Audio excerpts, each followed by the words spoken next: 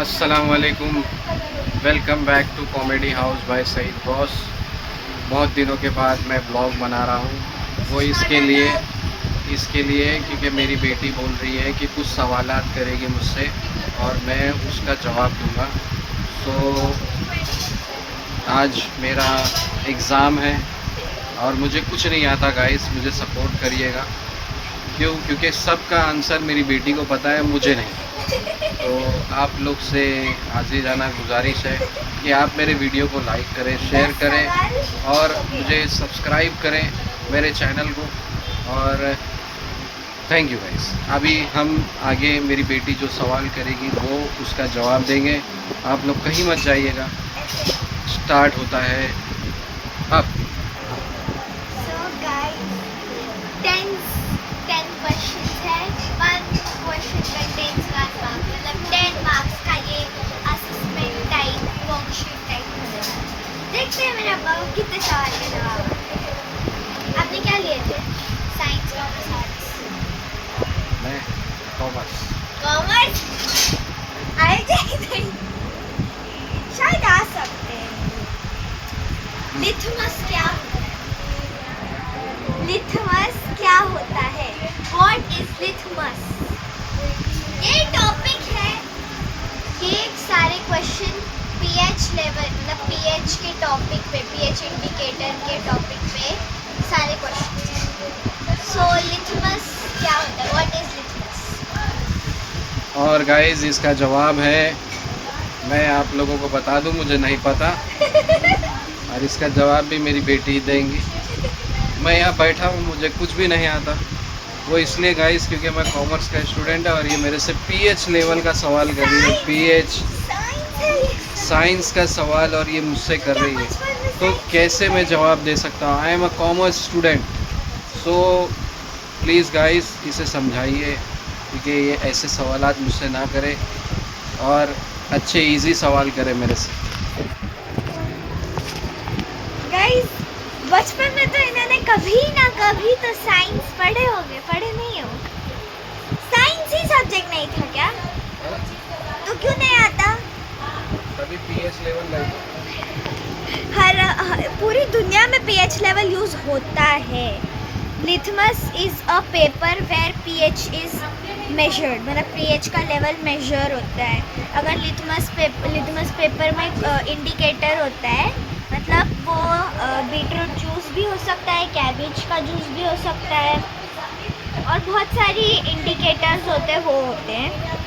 और उसको जब हम कोई चीज़ पे रगड़ते हैं या कोई पानी की चीज़ में ऐसे डालते हैं तो निकलने के बाद ना उसके अंदर एक कलर चेंज होता है। जो कलर चेंज होता है वो अलग अलग पीएच लेवल पे डिपेंड करता है।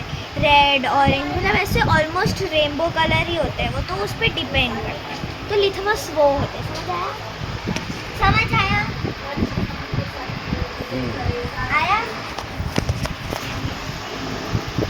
आप लोगों को गाइस समझ में आया? मुझे तो नहीं समझ में आया क्योंकि मेरे सब सर के ऊपर से गया। वैसे ही कुछ है नहीं मेरे सर के ऊपर, सब बाल गायब है। और अभी आगे का सवाल, दूसरा सवाल अभी हाजिर होता है। ये रहा दूसरा सवाल। What is universal indicator? Universal indicator क्या होता है? और इसका जवाब मैं दूंगा। आप लोग कहीं जाइएगा नहीं क्योंकि इसका जवाब भी मेरी बेटी ही देगी क्योंकि मुझे नहीं आता। सो प्लीज़ गाइस, मैंने अभी यूनिवर्सल इंडिकेटर का समझाई थी क्या होता है। आई डोंट नो, मुझे नहीं आता। ट्राई कर सकते हो। ट्राई कैसे करूँ? मैथ्स थोड़ी है वो, मुझे कैसे आएगा?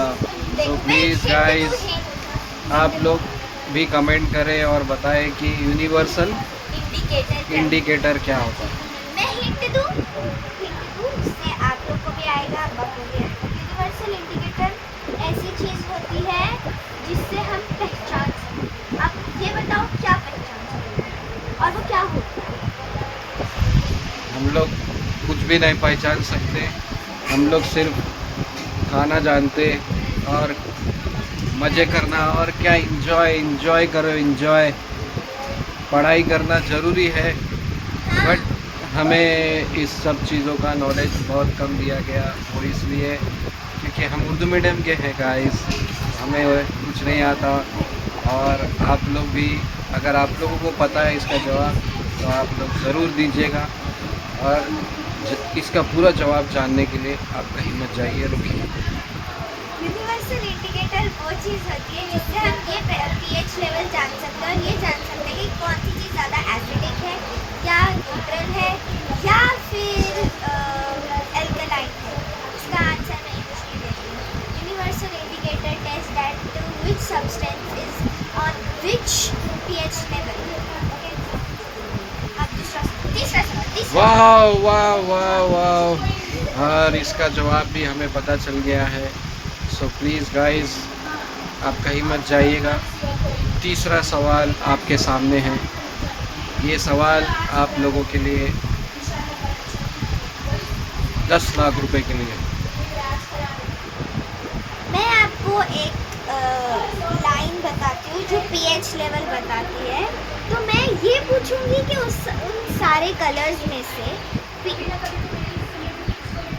न्यूट्रल कौन सा है, न्यूट्रल का कलर कौन सा है, वो मैं जानना चाहती हूँ मेरे प्यारे से अब्बा से। और ऊपर जो टेबल दिया जिसके अंदर न्यूट्रल इक्वल्स टू ग्रीन है वो गलत है। ओके,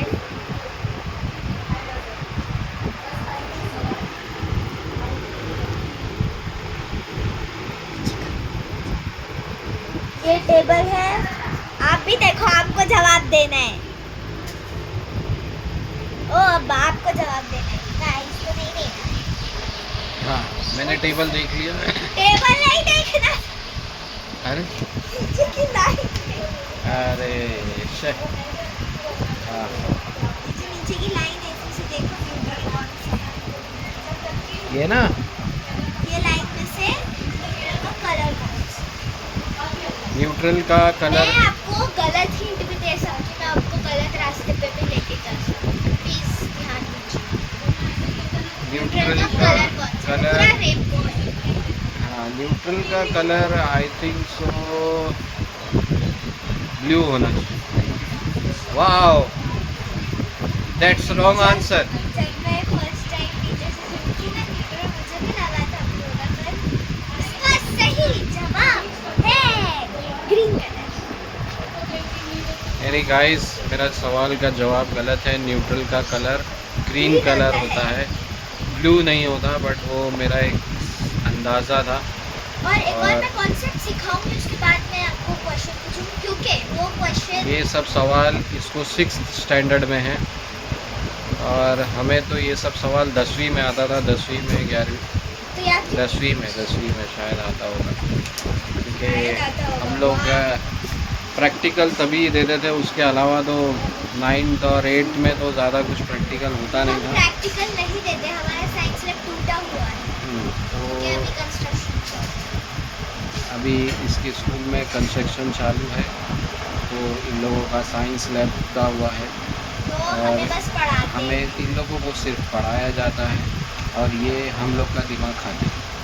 गाइस, अब इसका चौथा सवाल ये रहा आपके स्क्रीन पर। रुक जा, मेरे को सोचने दो मैं कौन सा सवाल पूछूं। हाँ, मैं आपसे ये पूछना चाहती हूँ कि जो पीएच लेवल होता है, मतलब आप तो इतने अच्छे से नहीं जवाब दे रहे हो, पर जो गाइस जो अभी देख रहे हैं, जो 6th स्टैंडर्ड में ही है आईटी बोर्ड में, तो उन्हें ये सब सवालों के जवाब आ सकते हैं। पीएच लेवल की जो स्केल होती है, मतलब पूरा उसका लाइन जो होता है, जो आपने अभी देखे, तो उसमें कितने नंबर्स होते हैं? गाइस, आप लोग जल्दी जल्दी जवाब दें कमेंट में, और मुझे तो इसका जवाब नहीं पता गाइस। आपने वो लाइन देखे थे ना? वो लाइन तो मैंने देखा था, पर आपने ये नहीं देखा कि उसके अंदर कितने नंबर्स मुझे नहीं मालूम कि उसमें क्या क्या लिखा था। बट गाइस, इसका जवाब भी मेरी बेटी देगी, और ये रहा आपके स्क्रीन पर। वो जो पूरी स्केल होती है, उसमें बहुत अलग वो पूरे स्केल में 0 to 14 नंबर होते हैं। और मैं जस्ट एक बहुत टाइम बाद में एक क्वेश्चन पूछूंगी जिसका जवाब मेरे पास अभी है। जो 7th नंबर होता है, जो 7th नंबर होता है पूरे स्केल में, वो न्यूट्रल का नंबर होता है। 7th इज फॉर न्यूट्रल का number and green is for neutral colour. Okay, अभी मैं बाद में एक सवाल पूछूंगी, आना चाहिए सबको। अब्बा को गाइस मेरा बेटा आ गया है दिमाग ख़राब करने के लिए। सो गाइस वो उसका काम ही वही है, वीडियो ख़राब करने के लिए वो आता है और फिर चला जाता है। अभी चौथा सवाल आपके स्क्रीन, पांचवा सवाल आपके स्क्रीन पर। गाइस कहीं मत जाइएगा, ये रहा। जो उसका सवाल है, मतलब जो मेरा सवाल है, तो उसके पहले मैं एक कॉन्सेप्ट सिखाऊंगी, तो उसके बाद में सवाल पूछूंगी। देखते हैं, क्योंकि क्लासेस में तो बहुत सारे बच्चे होते हैं, कुछ ध्यान नहीं देते तो पता नहीं चलता है। पर अब सिर्फ और सिर्फ अब्बा है और आप सब है, तो मैं कॉन्सेप्ट सिखाऊंगी, उसे अच्छी तरह से पढ़ना है और फिर उसके बाद उसका जवाब देना है। ठीक है, क्या आप रेडी हो? हाँ गाइस मैं रेडी हूँ, मैं जवाब दूंगा इसका और आप लोग भी जवाब दीजिएगा, क्योंकि मुझे नहीं आता और तो मैं कॉन्सेप्ट सिखाऊंगी, उसके बाद सवाल। सिखाने का टाइम नहीं है, क्योंकि मेरे को खरीदी करने जाना है और दुकानें बंद हो जाएगी। मैंने ऑलमोस्ट 11 मिनट का आई थिंक सो मैंने वीडियो बना लिया है और अब ये इसका पांचवा सवाल। डायरेक्ट सवाल पूछ, टाइम नहीं है मेरे पास। गलत हो गए गाइस लोग को भी कुछ काम होता है नहीं है। मेरे को भी पता है। तो जो न्यूट्रलाइजेशन करके एक ना कॉन्सेप्ट होता है न्यूट्रलाइजेशन। मेरा मुंह नहीं दिख रहा है। न्यूट्रलाइजेशन करके एक कॉन्सेप्ट होता है जिसमें मैं बता देती हूँ, एसिड और अल्कलाई को जब मिक्स करते हैं तो वो दोनों एक दूसरे को कैंसिल कर देते हैं और न्यूट्रल बन जाते हैं। यानी कि ऑरेंज कलर का एसिड और ब्लू कलर का अल्कलाई जब मिक्स होंगे तो वो लोग ग्रीन ही बनेंगे, चाहे आप कौन से भी कलर का ले लो वो ग्रीन बनेंगे। और ये चीज़ है कि एसिड और अल्कलाई का मतलब पावर और उन लोग का ml सेम होना चाहिए, मतलब मेजरमेंट और वो लोग का पावर सेम होना चाहिए। अगर रेड कलर का यानी कि स्ट्रॉन्गेस्ट एसिड है तो स्ट्रॉन्गेस्ट अल्कलाई होना चाहिए, यानी पर्पल कलर का। तो और 50 ml अगर हमने एसिड लिया तो 50 ml हमें अल्कलाई भी लेना होता है। तो अब मैं ये सवाल पूछूंगी अब्बा से। अब्बा, हमें कौन सी चीज़ों का ध्यान रखना पड़ता है न्यूट्रलाइज करने में, न्यूट्रलाइजेशन की कॉन्सेप्ट को करने में क्या करना पड़ता है? तो गाइस अभी इसने मुझसे सवाल पूछ लिए और मुझे इसका जवाब नहीं पता। वो मैं नहीं जानता क्यों नहीं पता, क्योंकि मुझे आया ही नहीं था। This is my out of syllabus. So guys आप लोग को इसका जवाब पता है सबको तो पता है। आप लोग अगर मैं कमेंट अब्बा करें मम्मा से करूँगी और तो कमेंट करेंगे तो। और आज हम लोग 2 मिनट हमारी क्लासेस चल रही है। आज हम लोग का यानी सवाल जवाब वाला टाइम, जवाब दे दी नहीं, तो जवाब आप सबको ढूंढना है मेरे यहाँ से, क्योंकि अभी मैंने कॉन्सेप्ट समझाई हूँ, तो आप कमेंट में सारा आंसर। बाय, अल्लाह हाफ़िज़। और गाइस हम लोग अभी जाते हैं। अपने आज अपने का काम वीडियो हम करने। यहीं ख़त्म करते हैं। मैं और मेरी बेटी, आप लोग मेरे ऐसे ही चैनल को classes लेंगे सब्सक्राइब अलग-अलग करें, subjects की। मेरे चैनल को लाइक करें और मेरे वीडियो को लाइक करें और शेयर करें। अल्लाह हाफिज़।